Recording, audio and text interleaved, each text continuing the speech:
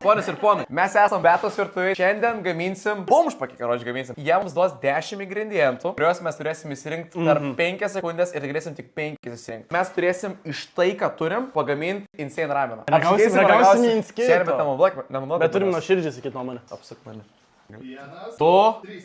Kiaušis! Gerai, čia 3 tik tai. Seniai, mes turėsim proteino kiaušinis, turėsim aš... Tu pažiūrėk, ką mes turėsim. 2, 3. Realiai mes jau ką pakepsim. Tu nori skysto kiaušinio ar tu nori kieto kiaušinio? Tu nekais šitam. O tai kokiam? Čia bliudelis nekais. Mano tėvas skaisdavo šitam. Aš ramiai, niekur neskubėsiu. Oi, pala, man kepa. Beli kaip.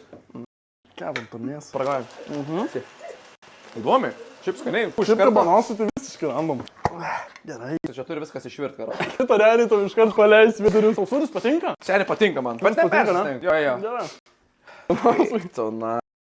Kokius čia labirintus, čia darai iš tų kabanosius. 10, 9, 8, 7, 6, 5, Shit! 4, Šitą daug. 2,